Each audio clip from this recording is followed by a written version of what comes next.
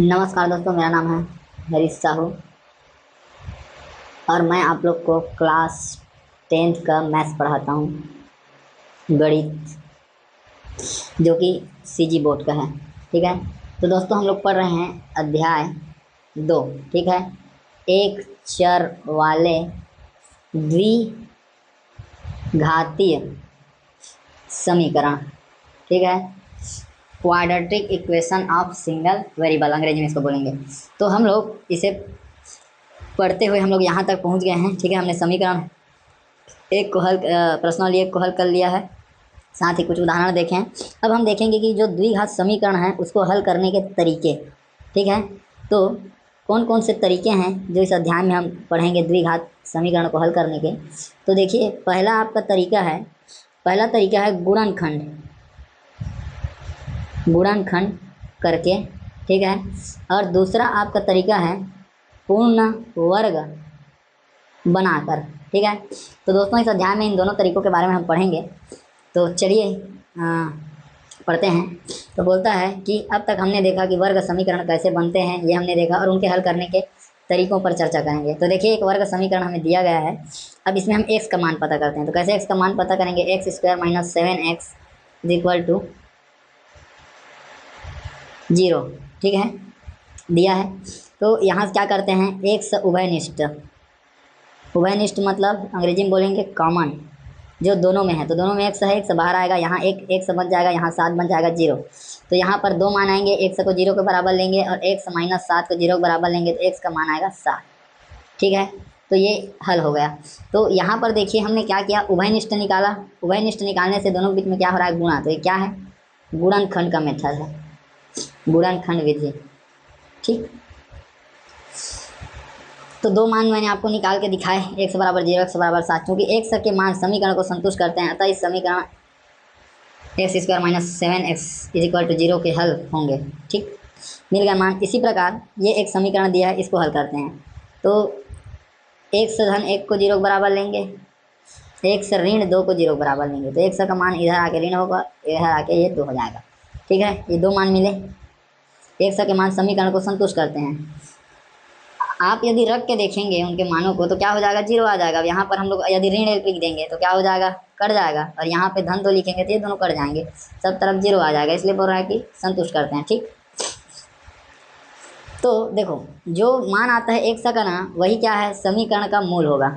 ठीक, और अगर उस मान, ऐसा मान जिसे रखने से समीकरण शून्य हो जाए तो शून्यक होता है। ठीक, और ऐसा मान जिसे रखने पर समीकरण के दोनों पक्ष बराबर आए क्या कहलाता है, मूल। तो हम गुणनखंड करके क्या करेंगे, द्विघात समीकरण को हल करेंगे। ठीक है, इसके बहुत सारे उदाहरण भी हम देखेंगे। तो हम अब पाठ शुरू में विभिन्न परिस्थितियों से बने समीकरण जैसे 1, 2, 3 को हल करके उनके चर मान प्राप्त किए हैं। आपने ऊपर देखे होंगे कि एक हमें ये वाला समीकरण मिला था, ठीक है, और दूसरा में ये वाला मिला था जो समकोण त्रिभुज क्यारी लगाने वाला था। तो एक दो समीकरण बने हुए हैं, उसे ही हम हल करते हैं ताकि प्रश्न के हल निकल जाएँ। तो देखिए, ये हमें समीकरण दिया है, इसको हल करने के लिए क्या करेंगे, इसकी तुलना करेंगे सर्वसमीका से। ये एक सर्वसमीका होता है। सर्वसमीका, a का वर्ग ऋण b का वर्ग बराबर होता है a धन b, a ऋण b। ठीक है, तो ये जो एक्स स्क्वायर माइनस 20 स्क्वायर है, ये सर्वसमीका के रूप में है। तो x धन 20, x ऋण 20, ठीक है, गुणनखंड के रूप में प्राप्त हो गया। x धन 20 बराबर 0, x ऋण 20 बराबर 0। x का मान इधर आया ऋण 20 और x का मान इधर आया धन 20। ठीक है, तो धन 20 और ऋण 20 ये x के मान आ गए। ठीक, और चूंकि जो लंबाई चौड़ाई है वो क्या है, ऋणात्मक नहीं हो सकती, इसलिए हम क्या ऋण वाले को नहीं लेंगे, धन वाले को लेंगे। तो हम बोल सकते हैं कि जो आयताकार बगीचे का जो चौड़ाई बनाना चाहता था, ठीक है, तो आयताकार बगीचे की चौड़ाई क्या मिल गई, 20 मीटर। ठीक है, और जब चौड़ाई 20 मीटर मिली है तो लंबाई क्या थी, लंबाई उसके 2 गुनी थी, 2 गुणा चौड़ाई। तो ये हमें मिल गया 2x। ठीक है, और x का मान हमें मिल गया, चौड़ाई हमने पा गया 20, तो क्या हो जाएगा, 40 हो जाएगा। लंबाई क्या मिल जाएगा हमें, 40 मिल जाएगा। ठीक, लंबाई 40 मीटर होगी, चौड़ाई 20 मीटर होगी। ठीक है, बोल रहा है चौड़ाई 20 मीटर और जो लंबाई है वो 40 मीटर। ठीक, तो ये एक समीकरण था जिसे हमने क्या किया, गुणनखंड, ये वाला सर्व समीका लगा कर क्या कर लिया, हल कर लिया। एक और समीकरण है, इसको देखो, इसको भी हम गुणनखंड के रूप में बनाएंगे। तो देखो क्या है, ये एक्स स्क्वायर प्लस 30 एक्स ऋण 1000 बराबर 0, ठीक है। मध्य पद को तोड़ेंगे तो यदि हम 50 एक्स में 20 एक्स घटाएंगे तो 30 एक्स मिल जाएगा, ठीक है।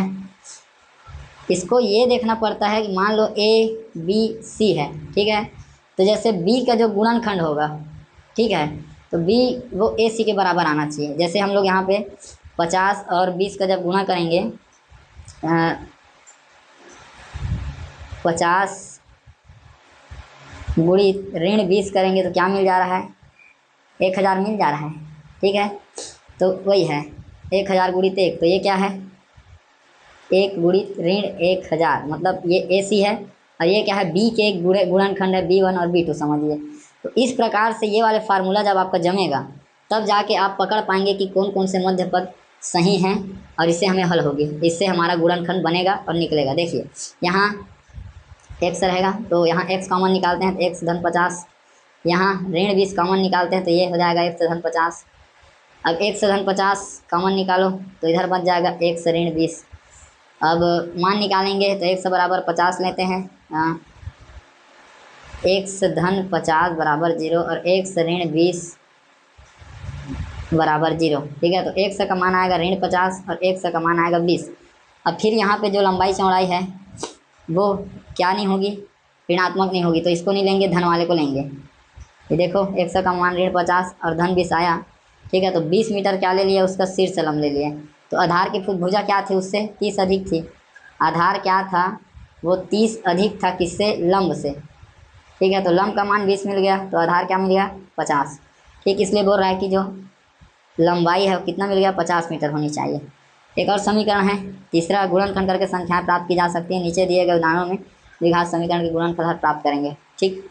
तो चलिए इसके हम लोग हल प्राप्त करते हैं। उदाहरण क्रमांक 3 में 4 प्रश्न दे दिए गए हैं, 1 2 3 4, ठीक है दोस्तों। तो इसके हल को मैं आपको बस थोड़ा एक्सप्लेन कर देता हूँ ताकि कहीं आपका डाउट हो तो क्लियर हो जाए। तो देखिए ये क्या है, 8x² ऋण 22x ऋण 21 बराबर 0, ये है, ठीक। अब इसको 22 को कैसे तोड़ा है, तो 8x² ऋण 22 को तोड़ा है कि 28x में हम 6x घटाएंगे, ठीक है। अब इसमें से क्या आएगा, 4x बाहर आ जाएगा तो यहाँ बच जाएगा हमारा 2x, ये यहाँ पे 7 बचेगा, 7 चौक 28, यहाँ से 3 बाहर आ जाएगा तो 2 6, तो 2 तिया 6 और x रहेगा 2 3 7 21, तो हो गया 0। फिर 2x ऋण 7 बाहर आएगा, 4x धन 3 इधर रहेगा, ठीक है। इसके 2 तरीके मिल गए, 2 गुणांक मिल गए, दोनों को 0 को बराबर ले लेते हैं। अब देखिए कि x का मान निकालना है तो x को इधर रखते हैं, 7 इधर जाएगा, 2 नीचे जाएगा, x को इधर रखते हैं, ये ऋण 3 और ये ऋण 4, तो यहाँ पर 2 मान आ गए x के। देखिए 1 7/2 और 1 ऋण 3/4, ठीक। तो समीकरण के क्या है, यही 2 मूल हैं, ठीक। यहाँ पे लिख सकते हो कि अतः समीकरण के 2 मूल x बराबर 7/2 तथा x बराबर ऋण 3/4 हैं, ठीक दोस्तों। ये हो गया। आपको दूसरा प्रश्न दिया है, इसको हल कीजिए। ये वाला समीकरण दिया है, इसको लिखते हैं x² धन 2 रूट x ऋण 6 बराबर 0, ठीक है।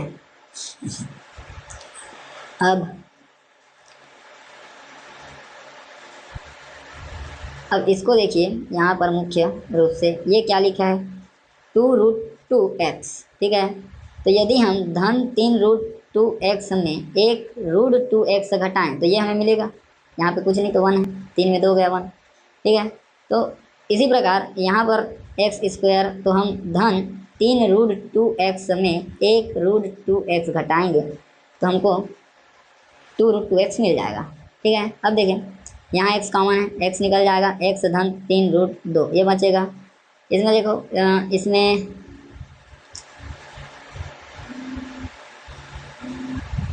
तो दोस्तों देखिए आप यहाँ 6 को कैसे लिख सकते हैं, ये आप देखिए।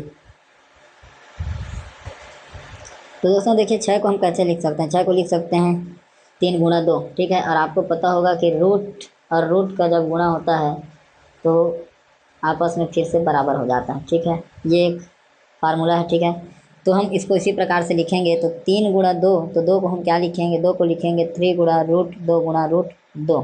ठीक है, तो इसका मान क्या है, ये 6 है। ठीक है, तो 6 को हम इस प्रकार से लिख सकते हैं। तो उसी को हम यहाँ पर लिखेंगे। ये हो जाएगा हमारा √2x। 6 को हम लिख देंगे यहाँ पर कि 3√2 इंटू √2 बराबर 0।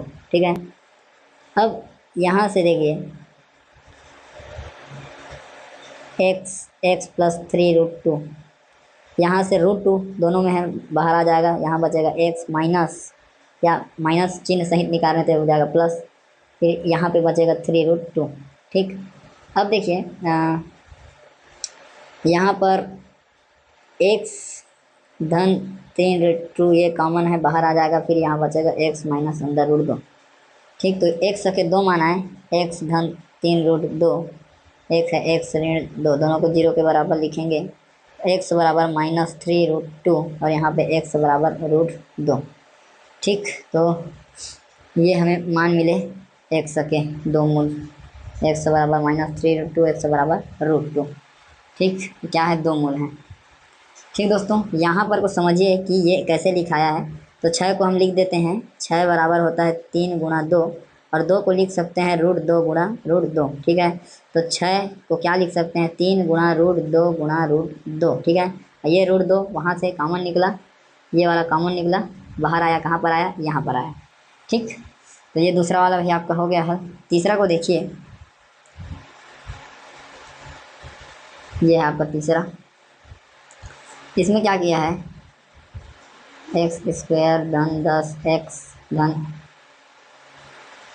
7 √3 बराबर 0। ठीक है, √3x² धन 10x को कैसे लिख दिया है, 3x धन 7x। ठीक है, फिर ये -7 √3 0। यहाँ पे देखो दोनों में क्या कॉमन है, √3x कॉमन है, क्योंकि ये 3 को क्या लिख सकते हैं, √3 गुणा √3 लिख सकते हैं। एक बार लिख देते हैं, √3x² धन √3 फिर x फिर 7x, 7 करनी 3 बराबर 0। ठीक है, अब यहाँ से √3x कॉमन निकलेगा, तो यहाँ बचेगा x और यहाँ बचेगा √3। यहाँ से हम -7 बाहर कर देते हैं, तो यहाँ बच जाएगा x, फिर यहाँ प्लस √3।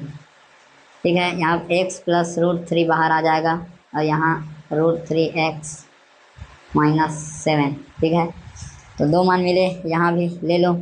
तो x धन √3 बराबर 0, तो x का मान आया -√3 बोल सकते हैं, और इसको ले लो √3x -7 बराबर 0, तो x बराबर हो जाएगा 7/√3 माइनस में। ठीक, हाँ, क्योंकि क्वेश्चन में ये वाला हिस्सा प्लस है पूरा।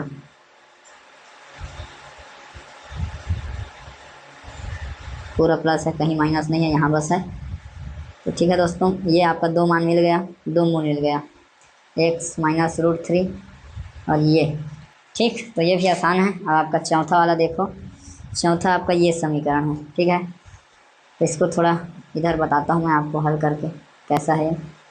तो दिया है x धन 3 बराबर x ऋण 2 ऋण 1 - x बराबर 17/4। ठीक है, त्रिया गुणा हो जाएगा, x धन 3 का गुणा हो जाएगा x से, ऋण 1 - x का गुणा हो जाएगा x - 2 से, फिर इधर है आपका 17/4, और नीचे का गुणा नीचे से हो जाएगा।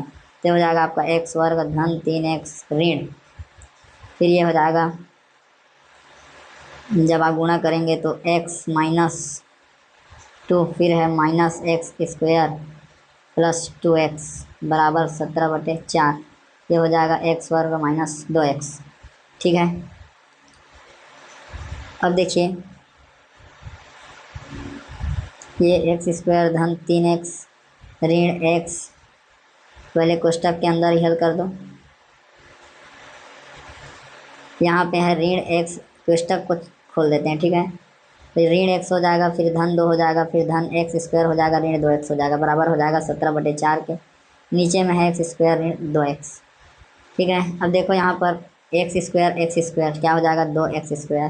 ठीक है, और 3x और ऋण 2x, तो और ये ऋण 3 हो गए, तो ये x वाले टर्म क्या हो जाएंगे, आपस में कट जाएंगे, ये तीनों कट जाएंगे। तो यहाँ पर बच जाएगा धन 2 और नीचे है एक्स स्क्वायर ऋण 2x बराबर 17/4।